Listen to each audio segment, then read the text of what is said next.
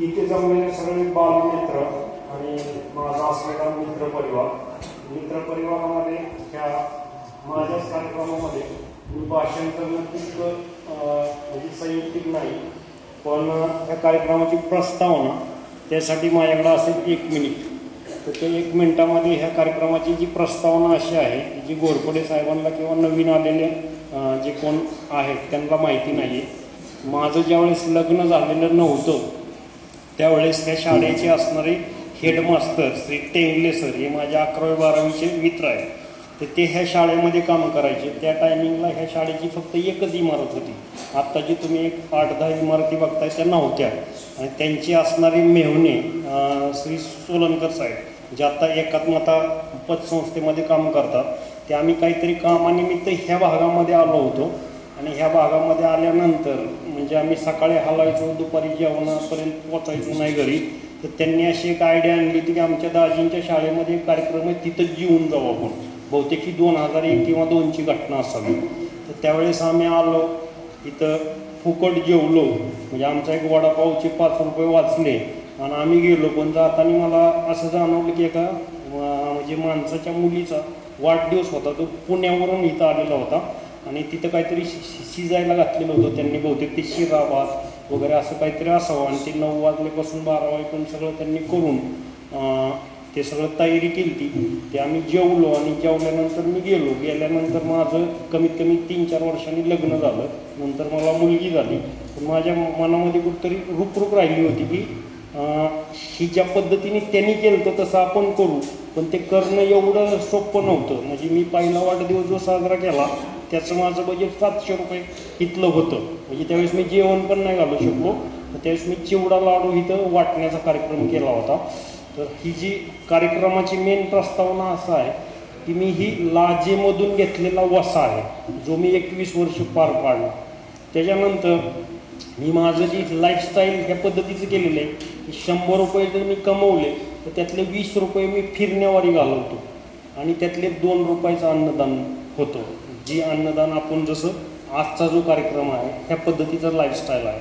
आणि बरेच जण मला म्हणजे मी भेटल्यानंतर मला विचारतात कुठं गेलता, ह्या वर्षी कुठं गेला, त्या वर्षी कुठं गेला, किंवा ह्या पद्धतीने. म्हणजे मला फिरायची सवय ह्याच्यामुळं लागली की जी फिरण्यामध्ये तुम्ही 1 रुपया ज्यावेळेस इन्व्हेस्ट करता ती तुमचं खर्च नाही होत, तो तुम्ही इन्व्हेस्ट करता आणि त्याच्यापासून तुम्हाला 1000 पट पैसे माघारी मिळतात. म्हणजे मी ज्यावेळेस फिरणं चालू केलं त्यावेळेस माझ्याकडे 100% पैसे नव्हते. मी 37 देश आत्तापर्यंत फिरलो. त्यांची नावं जर मी सांगायला गेलो तर मी 2 पूर्ण दम भरल्यानंतर पण ती नाही सांगू शकत.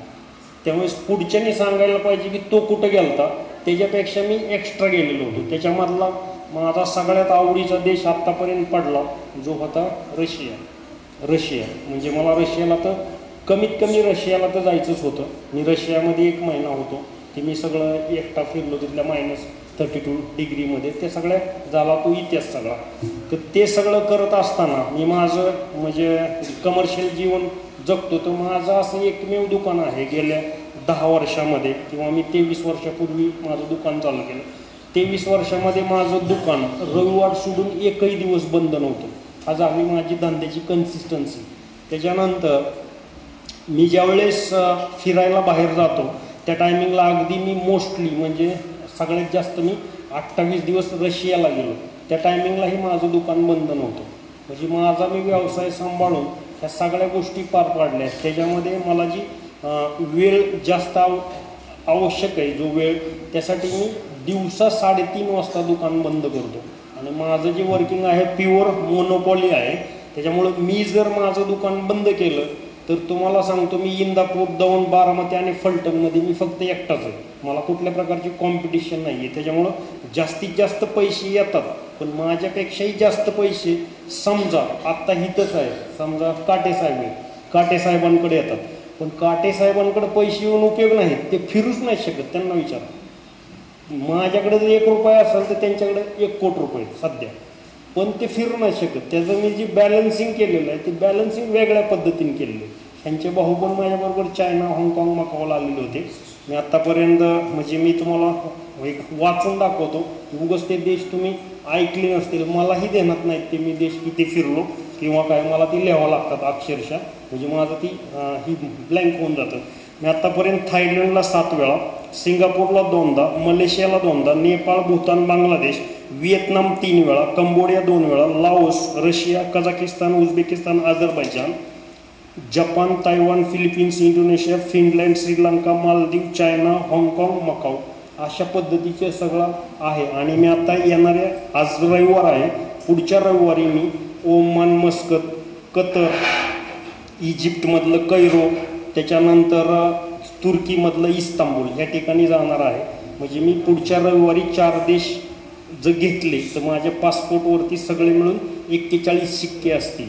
आणि फिरण्यासाठी जो जास्त पैसे लागतात, हा जो एक गैरसमज आहे तो पूर्ण गैरसमज आहे. फिरण्याला तुम्हाला पैसे लागत नाही.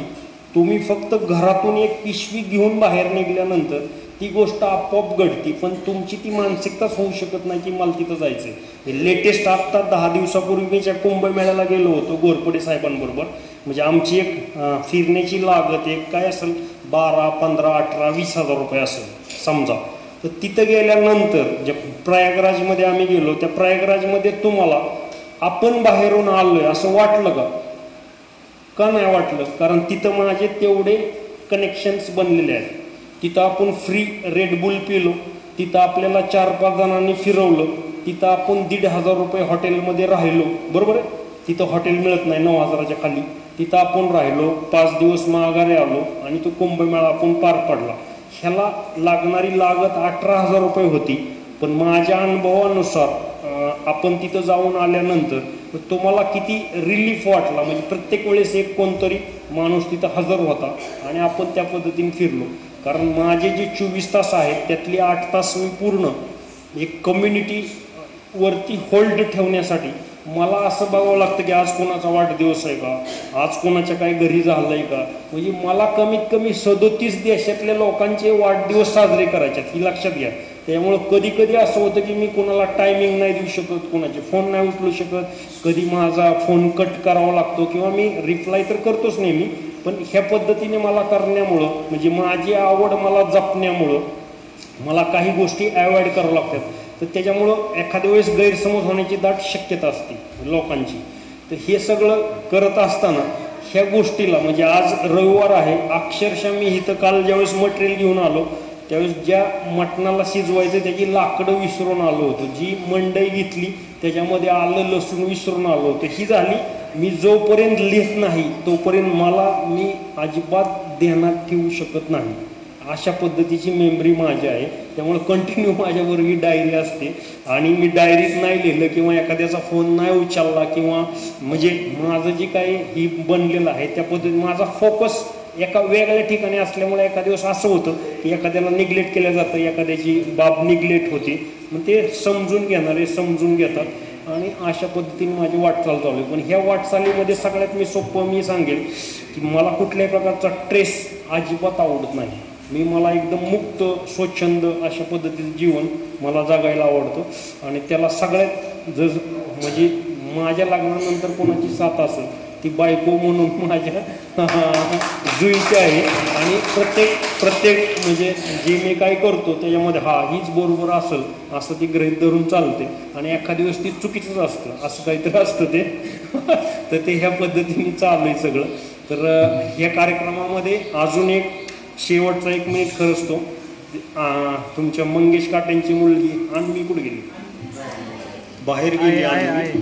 तर अन्वीचा बी वाढदिवस माझ्या वाढदिवसा दिवशीच असतो. पण काही कारणास्तव त्यांच्या वडिलांचा लय मोठा उद्योगधंदा असल्यामुळं ते गेले 2-3 वर्ष पोचू शकले नाही. तर सरांना माहिती आपण लिहित होतो ना, बरोबर आहे का, म्हणजे असं होऊ नये त्यांना हे चुकीचं काहीतरी सांगतोय असं होऊ नये. त्यांच्या मम्मी पण तिथं आहे, गेले 2 वर्ष झाला आपण त्यांचं नाव लिहितोय पण ते इथं येत नाही. तर ते त्यांचा पण ब्रँड 9275 आहे, जसं त्यांचा बी 9 फेब्रुवारी जन्म.